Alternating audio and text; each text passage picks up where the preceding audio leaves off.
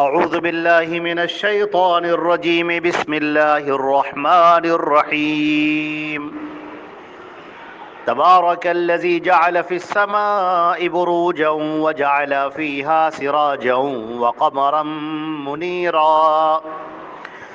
وهو الذي جعل الليل والنهار خلفة لمن أراد أن يذكر أو أراد شكورا۔ یہ سورہ فرقان کی آیت نمبر 61 اور 62 ہے، 61 اور 62، اور ترجمہ ان دونوں آیتوں کا یہ ہے: بڑا ہی بابرکت ہے وہ اللہ جس نے آسمان میں برج بنائے اور ان میں سورج اور نورانی چاند بنایا، روشن چاند بنایا، اور وہی ہے جس نے ایک دوسرے کے پیچھے آنے والے رات اور دن بنائے۔ اس شخص کے لیے جو اللہ کی یاد اپنے دل میں رکھنا چاہے یا اس کا شکر ادا کرنا چاہے۔ حضرات گرامی، اب یہاں پر اللہ رب العزت نے اپنی پھر قدرت کی طرف لوگوں کو متوجہ کیا ہے کہ آدمی غور فرمائے اللہ رب العزت کی اس ذات پر جس نے آسمانوں اور زمین کو پیدا کیا اور کس طریقے سے پورا انتظام کیا۔ لہذا اللہ نے فرمایا تبارک، وہ ذات بڑی برکت والی ہے، انتہائی برکت دینے والی ہے، انتہائی محبت کرنے والی ذات ہے، لوگوں کو خوشیوں سے انعامات سے بھر دینے والی ذات ہے، وہ ذات جو جب بے انتہا عطا کرنے والی ذات ہے، جہاں جس کو جتنا چاہے دے دے اور کوئی اس سے پوچھ گچھ کرنے والا نہیں، وہ بادشاہتیں عطا کرنے والی، انعامات اور اکرامات سے نوازنے والی وہ ذات صرف ایک اللہ کی ہے۔ تبارک الذی، وہ ذات بابرکت ہے، برکت والی ذات ہے، اس کا نام بابرکت ہے، اس کا نام لے لیا جائے تو مسئلے حل ہو جاتے ہیں، اس کا نام لے لیا جائے تو سینہ ایمان سے بھر جاتا ہے، اس کا نام لے لیا جائے تو سینہ ایمان سے منور ہو جاتا ہے۔ اللہ کی ذات بہت برکت والی ہے۔ اللہ نے فرمایا تبارک الذی جعل فی السماء بروجا، بابرکت ہے وہ ذات جس نے آسمان میں برج بنائے۔ برج کہتے ہیں قلعے کو، بہت ہی مضبوط۔ سورہ حجر کی آیت نمبر 16 میں ہم اس کی تشریح کر چکے ہیں۔ آسمان کے اوپر آپ غور کر کے دیکھیں تو الگ الگ سیارے ہیں، پلانٹ ہیں، جہاں ان کا اپنا ایک الگ آربٹ ہے، الگ ان کا مدار ہے، جہاں پر وہ گھومتے ہیں، چکر لگاتے ہیں۔ بڑے بڑے ہماری زمین سے بہت لاکھوں گنا بڑا سورج ہے، اور سورج سے لاکھوں لاکھ گنے بڑے اور دیگر سیارے ہیں کہ سورج جیسے لاکھوں سیارے ان کے اندر آ جائیں۔ کہکشاں کا ایک نظام ہے جس میں جو موجودہ ہماری کہکشاں ہے جس میں ایک سورج ہے اور 9 سیارے ہیں، بڑے بڑے فضائے بسیط۔ اور سائنسدانوں نے جب ریسرچ کی اور تحقیق کی تو ان کو پتہ چلا کہ اس طرح کی اربوں خربوں کہکشائیں ہیں جو آسمانوں میں تیر رہی ہیں، لامتناہی، ابھی تک ان کا شمار نہیں کر سکے۔ ذرا سوچ کے دیکھیے کہ اللہ نے کیسے منظم کر رکھا ہے ان کو، کیسے ان کے اندر کشش رکھی ہے، کیسے اپنے آربٹ کے اوپر، اپنے مدار کے اوپر چکر لگا رہے ہیں اور گھوم رہے ہیں، اور کوئی سیارہ دوسرے سیارے سے ٹکرا نہیں جاتا ہے۔ تو اللہ تعالیٰ نے فرمایا کہ بابرکت ہے وہ ذات جس نے آسمان میں یہ برج بنائے، یہ مضبوط قلعے بنائے، وجعل فیہا سراجا، اور اس کے اندر وہ روشن سورج بنایا ہے۔ سراج کا لفظ کہا گیا ہے کہ سورج صرف گرمی ہی نہیں دیتا ہے، صرف یہی نہیں کہ وہ روشنی دینے والا ہے، بلکہ وہ ایک آگ کا گولا ہے، وہ خود اپنے آپ کے اندر وہ جل رہا ہے، روشن ہے وہ، اور اس کی روشنی سے دوسرے سیارے جیسے چاند ہمارا وہ منور ہوتا ہے، جیسے ہماری زمین وہ منور ہوتی ہے اس کی روشنی سے۔ وَقَمَرًا مُنِيرًا، اور روشن چاند کو بنایا ہے۔ آپ یہاں پر غور کریں کہ سورج کے لیے سراج اور چاند کے لیے منیر کا لفظ استعمال کیا گیا ہے۔ سراج جس کی اپنی روشنی ہے، خود کی روشنی ہے، اور قمر یعنی چاند جو روشن ہے، یعنی اس کو دوسرے سے روشنی مل رہی ہے تب وہ روشن ہے۔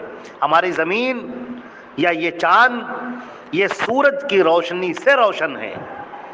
تو اللہ نے یہاں پر جو الفاظ استعمال فرمائے ہیں وہ بھی الگ الگ ہیں، اور اس کے اندر بڑی نشانیاں ہیں غور کرنے والوں کے لیے۔ اللہ نے فرمایا وَهُوَ الَّذِي جَعَلَ اللَّيْلَ وَالنَّهَارَ خِلْفَةً، اور وہی وہ ذات ہے جس نے ایک دوسرے کے پیچھے آنے والے رات اور دن بنائے۔ رات جاتی ہے تو دن آتا ہے، دن جاتا ہے تو رات آتی ہے۔ کیسا نظام چل رہا ہے!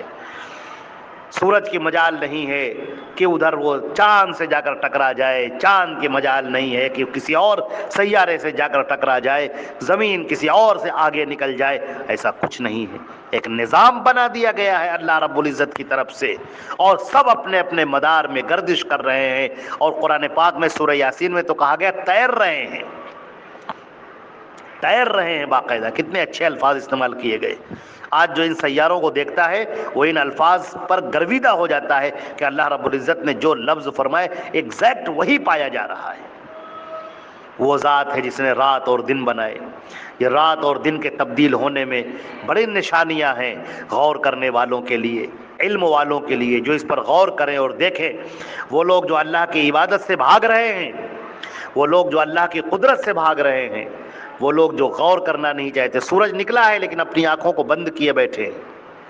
وہ ذرا غور کر کے تو دیکھیں کہ ان آسمانوں کا مالک کون ہے، اس سورج کا مالک، چاند کا مالک کون ہے، یہ زمین کے اوپر جو روشنی پھیلی ہوئی ہے، دن کے اجالے میں جو ہم کام کرتے ہیں، گھومتے ہیں، ٹہلتے ہیں، سارے کام انجام دیتے ہیں، اس کو روشن کرنے والا کون ہے؟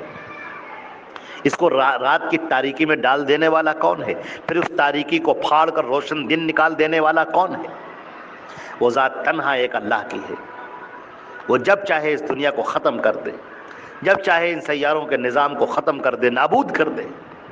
اور قیامت میں ایسا ہی ہوگا، جس دن سورج لپیٹ دیا جائے گا اور جس روز زمین ہلا دی جائے گی، اور جو کچھ ہے اس کے اندر وہ اپنے خزانوں کو اگل دے گی، اور ہم تمام انسان اپنے رب کے سامنے حاضر ہوں گے، اور اپنی جزا یا سزا، اللہ کی طرف سے ملنے والا انعام یا سزائیں وہ انسانوں کو دی جاری ہوں گی۔ تو اس دن کے آنے کے لیے ہم تیاری کر لیں۔